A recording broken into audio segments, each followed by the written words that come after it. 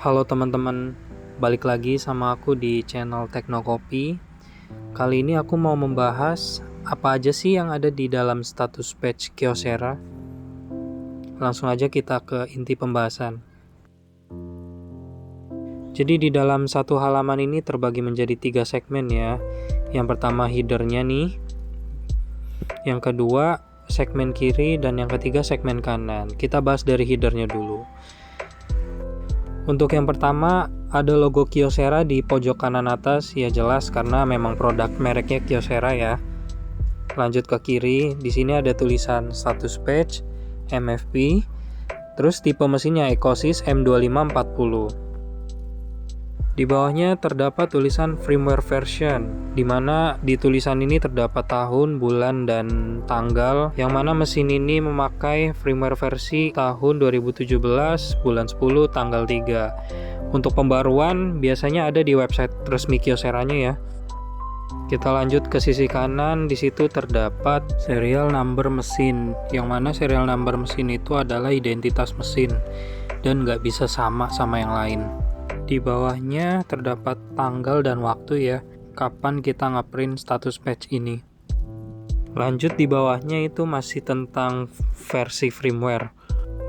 Lalu kita masuk ke segmen kiri ini ya. Yang pertama ada tulisan paper setting, yang mana paper setting ini adalah pengaturan kertas pada mesin fotokopi tersebut. Lanjut ke pengaturan selanjutnya yaitu group setting, kita non. Kita ke print setting sekarang. Copies defaultnya itu 1, lanjut bawahnya itu EcoPrint. EcoPrint itu fungsinya untuk menghemat tinta, jadi hasil dari print kita itu agak sedikit lebih tipis.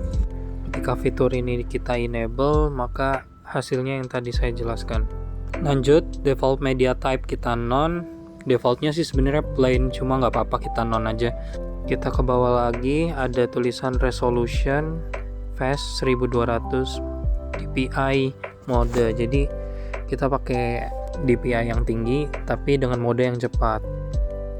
Sekarang ke menu bawahnya yaitu device common setting. Ini tuh pengaturan pada mesinnya. Untuk sleep level ada 2 ya. Ini kita pakai energy saver, yang artinya tuh ketika mesin tidak dipakai maka konsumsi daya lebih hemat dibanding kita mode satunya yaitu quick recovery. Ke bawahnya lagi ada sleep timer. Di sana tertulis 30 menit. Sebenarnya ini bisa kita atur ya. Jadi ketika 30 menit tidak pakai, jadi mesin masuk ke dalam mode low power. Lanjut ke option status. Di sini terdapat paper feeder 2 atau 3, SD card, card authentication, UG33. Ini artinya tuh kita bisa memasang part-part opsional kayak gini, kayak paper feeder. Jadi kita bisa naruh kertas lebih banyak. Untuk SD card mungkin untuk penyimpanan saat kita menggunakan aplikasi tertentu kayak ID printing atau Kyocera Net Manager. Kita lanjut ke menu berikutnya yaitu network. Itu adalah port LAN mesin Kyocera. Untuk settingnya kita bikin auto. Bawahnya itu 100 base TX full, yang artinya kita bikin kecepatan itu secara otomatis dengan menerima kecepatan base full. Lanjut ke menu TCP/IP, statusnya enable. Terus ada printer hostname-nya, ini bisa kita ganti ya sesuai kemauan kita. Di bawahnya ada penjelasan tentang IPv4. Oke, lanjut ke menu berikutnya IPv6. Statusnya enable ya, tapi karena di Indonesia jarang menggunakan IPv6, jadi kita skip aja bagian ini. Oke, lanjut ke segmen kanan. Kita ada di menu job setting sekarang. Job name, ketika kita ingin scan dokumen ke komputer, jadi nama defaultnya itu kan doc, bisa kita ganti sesuai kemauan kita. Lanjut ke menu berikutnya, interface block. Jadi di Kyocera sendiri itu menyediakan USB port, yang mana fitur ini bisa kita buka atau kita blok.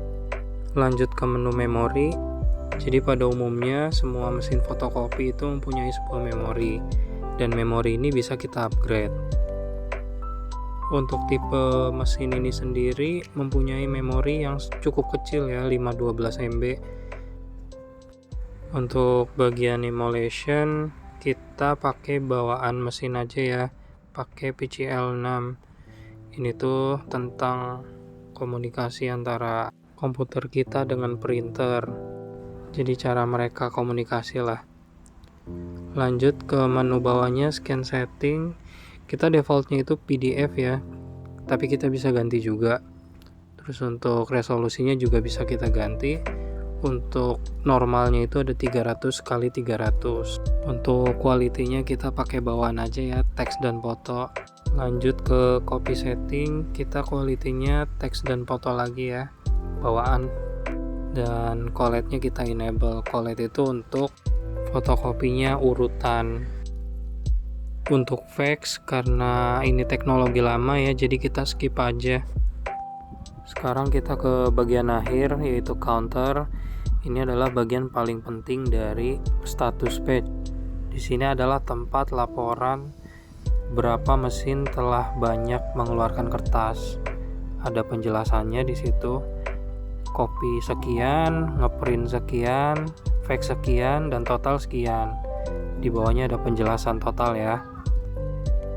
Kenapa penting? Karena meter ini kita gunakan untuk penggantian spare part. Kita harus tahu histori dari penggantian spare part itu sendiri. Dan yang terakhir, gambar ini adalah bar tinta fotokopi. Kalau kalian masih menggunakan tinta original, maka bar ini masih terbaca. Tapi kalian kalau pakai toner yang suntikan atau bubuk yang dalam bungkusan itu, maka bar ini nggak kelihatan. Oke, sekian penjelasan dari halaman status page dan fungsi-fungsinya. Semoga video ini bermanfaat dan terima kasih yang sudah menonton. Tetap ikutin channel aku ya. Sampai jumpa lagi.